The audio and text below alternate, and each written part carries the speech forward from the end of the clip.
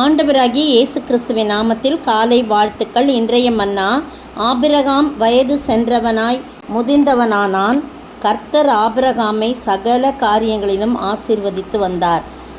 ஆதியாகமம் 24:1. பாருங்க, பொருளாதார ஆசீர்வாதம்.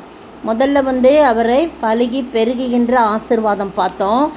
ஆபிரகாமுக்கு சந்ததி ஆசீர்வாதம் பார்த்தோம். இப்போ அதே ஆபிரகாமுக்கு என்ன அப்படின்னு சொல்லும்போது ஐஸ்வர்யம், பொருளாதார ஆசீர்வாதம், எல்லா ஆசீர்வாதம்னு போட்டிருக்கு. பொருளாதாரம் மட்டும் போடல, சகல காரியங்களிலும் ஆசீர்வாதம் தான். ஒருவேளை சுகம் பலனாக இருக்கலாம், அது பொருளாதார ஆசீர்வாதமாக இருக்கலாம், இன்னும் என்னென்ன ஆசீர்வாதங்கள் அவருக்கு இருக்கும் வேணுமோ எல்லா ஆசீர்வாதங்களும் அவருக்கு இருந்துச்சு அப்படின்னு சொல்லி போடப்பட்டிருக்கு. காரணம் என்ன? அவன் தேவனுக்கு பயப்படுகிறவன், தேவனிடத்தில் விசுவாசமாக இருக்கிறவன், எல்லா காரியத்திலையும் அவன் தேவனிடத்தில் ஆலோசனை கேட்கிறவர், அவரோடு பேசுகிறவர் அப்படின்னு சொல்லி நம்ம நிறைய சொல்லிக்கொண்டே ஆபிரகாமுடைய கேரக்டரை பார்க்கலாம். ஆதியாகமம் 13 பார்த்திங்கன்னா அவருடைய ஐஸ்வர்யம் பூமி ஆஸ்தி மிகுதியாக இருந்தப்பனால அவங்க லோத்தும் அவனும் ஒருமித்து வாசம் பண்ண ஏதுவில்லாமல் போயிட்டு பூமி அவளை தாங்கக்கூடாதான் இருந்தான். அவ்வளோ ஐஸ்வர்யம் இருந்துச்சு. இதே 24:35 பாருங்கள். எலியேசரை போய் ஆபிரகாம் எனக்கு வயசாயிடுச்சு, நீ போய் என்னுடைய இடத்துக்கு போய் நான் குடியிருக்கிற கானானுடைய குமாரத்தைகளில் நீ என் குமாரனுக்கு பெண் கொள்ளாமல் நீ என் தேசத்துக்கும் என் இனத்தாடத்துக்கும் போய் அங்கே என் குமாரனாகி ஈசாக்குக்கு பெண் கொள்ளணும் அப்படின்னு சொல்லி அவனை அனுப்புறதை நம்ம பார்க்குறோம். 35 இந்த எலியேசர் அவங்க வீட்டிலேயே, ஆபிரகாம் வீட்டிலே இருந்ததுனால அவரும் விசுவாசம், ஜபம், எல்லா காரியத்திலையும் அவரும் ஊர்னவராக இருந்தப்படனால பொருத்தனையோடு கூட ஜெபம் பண்ணிட்டு போகிறாரு. அதே மாதிரி ரெபேக்கால ஆண்டவர் காட்டுறாரு. அவங்க வீட்டுக்கு போகிறாங்க, அவங்க வீட்டுக்கு கூட்டிகிட்டு போனோன்னே அவன் போய் சொல்கிறான். எலியேசர் தன்னை பற்றியோ தன்னுடைய காரியங்கள் பற்றி எதுவுமே சொல்ல, கர்த்தர் என் எஜமானை மிகவும் ஆசீர்வதித்திருக்கிறார். நான் அவரோட ஊழியக்காரன்றதை மட்டும் சொல்கிறாரே தவிர, முந்திர வசனம் 34 நான் ஆபிரகாமின் ஊழியக்காரன், அவ்வளோதான். மற்றபடி தன்னை பற்றி எதுவுமே மிகைப்படுத்தி எதுவுமே சொல்ல, கர்த்தர் என் எஜமானை மிகவும் ஆசீர்வதித்திருக்கிறார், அவர் சீமானாய் இருக்கிறார், கர்த்தர் அவருக்கு ஆடு மாடுகளையும் வெள்ளியும் பொன்னையும் வேலைக்காரிகளையும் ஒட்டகங்களையும் கழுதைகளையும் கொடுத்திருக்கிறார் என்று சொல்லி, அப்படி என்னோட எஜமானுடைய மனைவியாகிய சாராள் முதிர் வயதான போது என் எஜமானுக்கு ஒரு குமாரனை பெற்றாள், அவர் தமக்கு உண்டான யாவையும் அவனுக்கு கொடுத்திருக்கிறார். அதாவது அவருக்கு உள்ளதெல்லாம் அவருடைய குமாரனுக்கு தான் அப்படின்னு சொல்லி அவங்ககிட்ட நான் அவருக்கு தான் பொண்ணு பார்க்க வந்திருக்கேன்றதை அவர் சொல்கிறார். அப்படி எல்லா காரியங்களிலும் ஆபிரகாமை கர்த்தர் ஆசீர்வதித்தார். சீமானாய் இருந்தார், செல்வ சீமானாய் இருந்தார். அவருக்கு என்னென்னலாம் இருந்துச்சுன்னு ஒரு லிஸ்ட்டையே போய் பொண்ணு வீட்டில் போய் என்ன பண்ணுறாரு, இவர் சொல்கிறார், நீங்களும் நானும் இப்படிப்பட்ட உலக பிரகாரமான ஐஸ்வர்யவான்களாய் மட்டும் இல்லை, யாருக்கு இந்த ஐஸ்வர்யத்தை அவர் கொடுக்குறான்னு சொல்லும்போது சங்கீதம் 112 பாருங்கள், 1-3 சங்கீதம் 112, கர்த்தருக்கு பயந்து அவருடைய கட்டளைகளில் மிகவும் பிரியமாயிருக்கிற மனுஷன் பாக்கியவான், அவன் சந்ததி பூமியில் பலத்திருக்கும், செம்மையானுடைய வம்சம் ஆசீர்வதிக்கப்படும், ஆஸ்தியும் ஐஸ்வர்யமும் அவன் வீட்டில் இருக்கும், அவனுடைய நீதி என்றைக்கும் நிற்கும், செம்மையானவர்களுக்கு இருளிலே வெளிச்சம் உதிக்கும், அவன் இரக்கமும் மன உருக்கம் நீதியுள்ள எல்லாமே இந்த ஆபிரகாமுக்கு பொருந்தக்கூடியதாய் காணப்படுகிறது.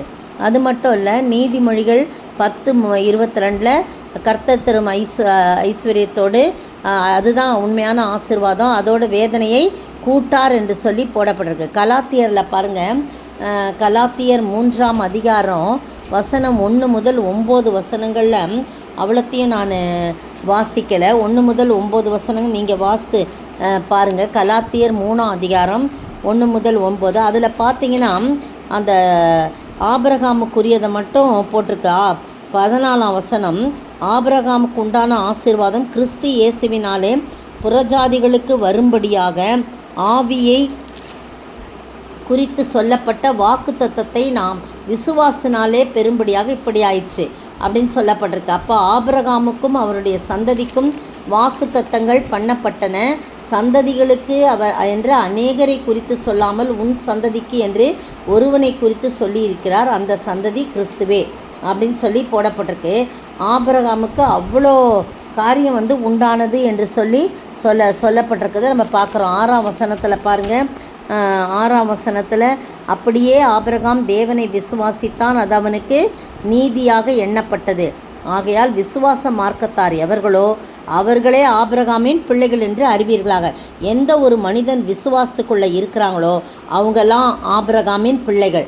அதே மாதிரி 9ஆம் வசனத்தில், அந்தப்படியே விசுவாச மார்க்கத்தார் விசுவாசமுள்ள ஆபிரகாமுடைய ஆசீர்வதிக்கப்படுறாங்க. பார்த்திங்களா, ஆபிரகாமின் பிள்ளையாக இருக்கிறாங்க.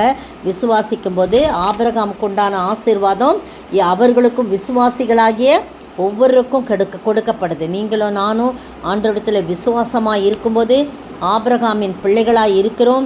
அது மட்டும் இல்லை, ஆண்டவருடைய பிள்ளைகளாக இருக்கிறோம்.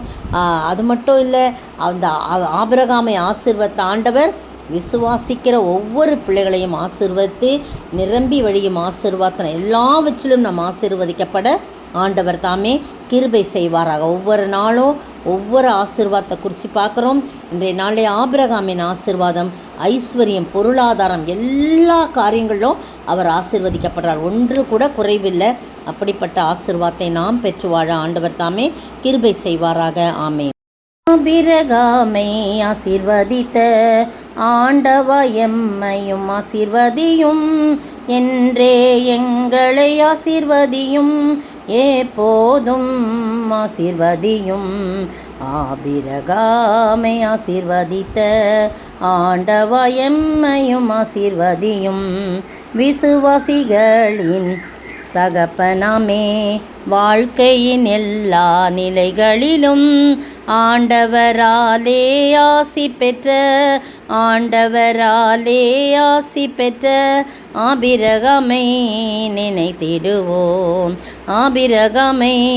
நினைத்திடுவோம். சோத்தரிக்கிற ஆண்டவரே, துதிக்கிற ராஜா, வாழ்த்துக்கிற வணிகிறப்பா. ஆபிரகாமை எல்லா நிலைகளிலும் ஆசீர்வதித்த ஆண்டவர் எம்மையும் ஆசீர்வதிக்க எங்களையும் உடைய கரத்திலே ஒப்பு கொடுக்கணும். இயேசுவின் நாமத்தில் ஜெபிக்கிறேன் பிதாவே, ஆமீன். நேற்றைய பதில், நான் தேவனுடைய விரலினாலே பிசாசுகளை துரத்துகிறபடியினால் தேவனுடைய ராஜ்யம் உங்களிடத்தில் வந்திருக்கிறதே. லூக்கா 11:20. இன்றைய கேள்வி, இயேசுவோடு இராதவன் அவருக்கு எப்படி இருக்கிறான்? இயேசுவோடே சேர்க்காதவன் என்ன செய்வான்? இயேசுவோடே இராதவன் அவருக்கு எப்படி இருக்கிறான்? இயேசுவோடே சேர்க்காதவன் என்ன செய்வான்?